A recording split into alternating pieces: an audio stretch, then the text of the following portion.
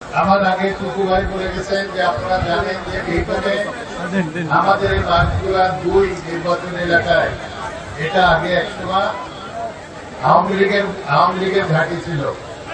আমরা বিএনপি ২৫ থেকে ৩০,০০০ ভোটের বেশি আমরা কখনো পাই নাই। ৯৬-৯৪ সালের পরের থেকে এটা আস্তে আস্তে আমাদের বিএনপির ঘাঁটিতে পরিণত হয় এবং আমরা এখানে ১ লাখ, ৬ লাখ, ১.৫ লাখ এরকম ভোট আমরা পাওয়ার এখন আশা করি যে আমরা এখানে এই ভোট পাবো। আমাদের একটা শক্ত ঘাঁটি হয়েছে আপনাদের সকলের সহযোগিতায়। আমি এখানে নির্বাচন করেছি ৩ বার, আর ২০০৭ সালের পরের থেকে আমার বিরুদ্ধে যখন ষড়যন্ত্রমূলক ভাবে মামলা হয় এবং আমি জেলে যাই, তখন আমি নির্বাচন করতে পারি নাই। যে কারণে আমাকে ২০০৭ সালে ওই তখন সেনা সমর্থিত সরকার আমাকে নির্বাচন করতে দেয় নাই। এরপরে আমি জেলে যাই, যে কারণে আমি নির্বাচন করতে পারি নাই।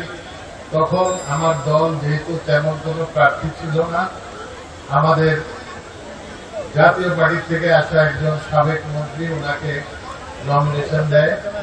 উনি বিএনপি থেকে প্রায় ৩ বার আমাদের বিএনপি থেকে আর জাতীয় পার্টি থেকে ২ বার, এই ৫ বার ইলেকশন করে উনি একবারও জিততে পারেন। এখন যেহেতু ইনশাআল্লাহ আমার বিরুদ্ধে কোনো মামলা নাই, আমি ফেরত আসছি। আমার দল জানে যে এইখানে জনগণের আমাকে কতটা ভালোবাসে, আপনাদের ভালোবাসার কারণে কিন্তু এই ভোট মানে বিএনপির ভোট বৃদ্ধি।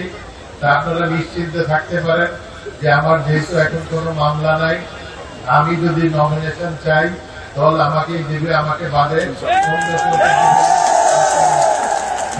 যারা দলের ভিতরে বিভাজন সৃষ্টি করার চেষ্টা করছে আপনারা তাদের থেকে সাবধান থাকবেন। দলকে সুসংগঠিত রাখতে হবে। আমাদের সামনে দেশের জন্য, আমাদের জাতির জন্য, উন্নয়নের জন্য বিএনপি ছাড়া কোনো বিকল্প নাই। আপনারা দেখেছেন বিএনপির সময় আমরা এই এলাকার কত উন্নয়ন করি এবং বিএনপির সময় যারা বিশেষ করে আমাদের মাইনরিটি কমিটির হিন্দু ভাইরা যারা আছেন, ভাই বোনেরা, আপনারা জানেন যে আমরা কিন্তু এইসব চাঁদাবাজি, সন্ত্রাস, সমক এগুলোর বিপক্ষে ছিলাম। যে কারণে ওই সময় আমরা ক্ষমতায় আসার পরপরই অপারেশন ক্লিন হার্ট করে আমরা আমাদের নেতা কর্মীদেরকেও আমরা ছাড় দেই নাই। আমাদের সময় র্যাব করা হয় এইসব সন্ত্রাস বন্ধ করার জন্য। তো বিএনপি একটা পরীক্ষিত দল।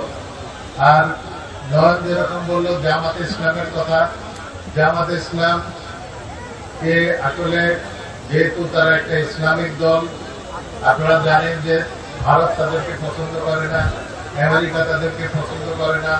সেজন্য তাদের ক্ষমতায় যাওয়া বা তাদের জেতা তাদের জন্য খুব কঠিন। তারা এই দেশ চালাতে পারবে না, কোনো বিদেশি কোনো বড় শক্তি তাদেরকে সমর্থন করবে না। এজন্য বিএনপি ছাড়া আপনাদের কেউ কোনো আমাদের আর বিকল্প নাই। তাই আপনাদের কাছে অনুরোধ করব যে আপনারা নিজেদের ভিতরে বিভেদ সৃষ্টি করবেন না। ধানের শীষে আপনারা এক থাকবেন। ইনশাআল্লাহ আমি নির্বাচন করব আপনাদের দোয়ায়, আপনাদের যদি সমর্থন থাকে।